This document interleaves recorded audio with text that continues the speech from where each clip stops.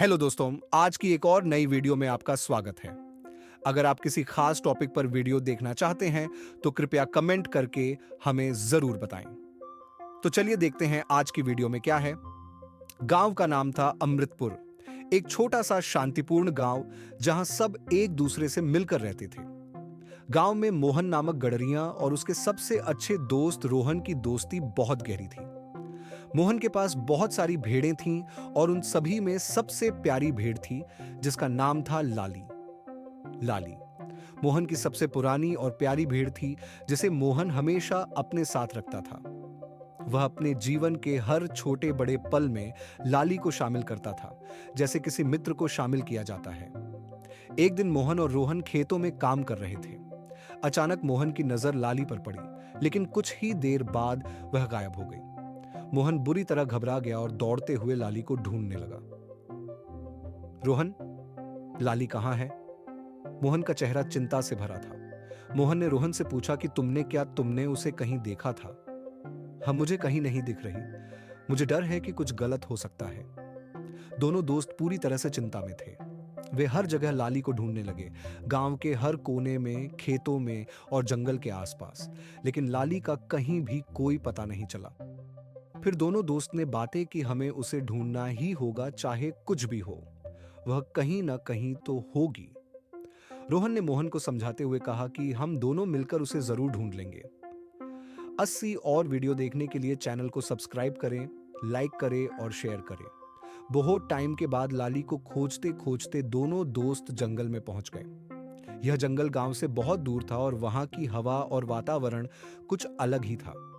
लोग कहते थे कि यह जंगल डरावना था और यहाँ पर कुछ अनहोनी घटनाएं घटती थीं। जंगल के भीतर घने पेड़, अजीब सी आवाजें और एक रहस्यमयी आभा थी जो दोनों के रोंगटे खड़े कर देती थी। यह जगह ठीक नहीं लग रही है। मोहन ने रोहन से कहा कि उसकी आवाज में डर था। क्या हमें यहां जाना चाहिए? रोहन ने मोहन को समझाते हुए कहा कि हमें लाली को ढूंढने के लिए इसे पार करना ही होगा। दोनों ने जंगल में प्रवेश किया और जैसे जैसे वे आगे बढ़ते गए, उनकी चिंता बढ़ती गई।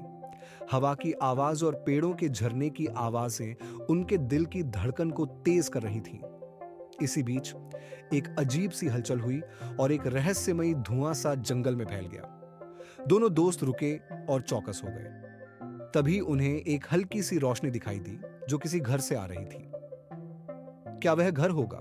रोहन ने पूछा। क्या हमें वहां जाना चाहिए? शायद वह घर लाली का कोई संकेत हो, मोहन ने कहा और दोनों उस घर की ओर बढ़े। जब दोनों उस घर के पास पहुंचे तो उन्हें वह घर बेहद अजीब और खंडहर जैसा दिखा। दीवारों पर पुराने चित्र थे और अंदर से बहुत ठंडी हवा आ रही थी। दरवाजे के पास एक बड़ी सी लकड़ी की चिट्ठी लगी थी जिस पर लिखा था, यह घर किसी के लिए भी नहीं है। जैसे ही वे अंदर घुसे, वहां का वातावरण और भी खतरनाक महसूस होने लगा। अंदर घना अंधेरा था और दीवारों पर अजीब सी उकेरी हुई तस्वीरें थीं। मोहन का दिल तेजी से धड़कने लगा, लेकिन रोहन ने उसे साहस बंधाया। अचानक घर के भीतर से कोई डरावनी आवाज सुनाई दी। तुमने मेरा घर क्यों तोड़ा? यह आवाज गहरी और डरावनी थी, जैसे वह किसी पुराने भूत की हो। दोनों डरते हुए रुक गए। तभी एक भूतिया साया उनके सामने प्रकट हुआ। वह साया, जो पहले किसी भूत प्रेत की तरह दिखता था, अब एक इंसान जैसा दिखाई दे रहा था। तुम लोग यहां क्या करने आए हो? भूतिया साया बोला। क्या तुम मेरे खजाने के लिए आए हो?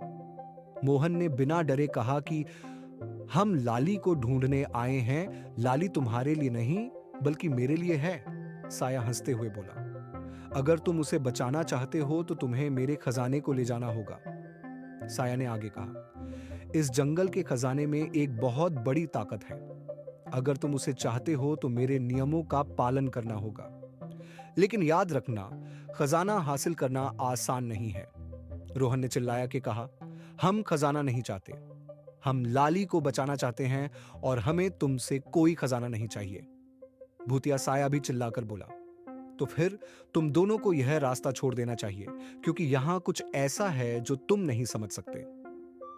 लेकिन दोनों दोस्तों ने हार मानने का नाम नहीं लिया। मोहन ने कहा, हम लाली को बचाकर रहेंगे। भूतिया साया डरावनी हंसी के साथ बोला, अगर तुम उसे बचाना चाहते हो तो तुम्हें मेरे दिए हुए 3 परीक्षणों को पास करना होगा। आखिर में दोनों ने हार मानकर बोले, हम तैयार हैं। पहला परीक्षण एक डरावनी गुफा के रूप में था जहां एक भयानक राक्षस था। उसे हराने के लिए रोहन ने अपने पुराने ज्ञान और सूझबूझ का इस्तेमाल किया। दूसरे परीक्षण में उन्हें एक पहेली का सामना करना पड़ा, जिसे हल करने के लिए मोहन ने अपनी बुद्धिमानी का इस्तेमाल किया। और तीसरा परीक्षण था एक भूतिया दरवाजे का सामना करना, जिसे पार करने के लिए उन्होंने एक पुरानी जादुई वाणी का उच्चारण किया। सभी 3 परीक्षणों को पास करने के बाद भूतिया साया ने उन्हें लाली तक पहुंचने की अनुमति दी। अंत में दोनों दोस्तों ने लाली को उसके बंदी गृह से बाहर निकाला और भूतिया साया को हराकर घर लौट आए। आज की वीडियो में इतना ही। मिलते हैं अगली वीडियो में। ऐसी और मजेदार कहानियां देखने के लिए हमारे चैनल को सब्सक्राइब करें और बेल आइकन दबाएं ताकि आप कोई वीडियो मिस न करें।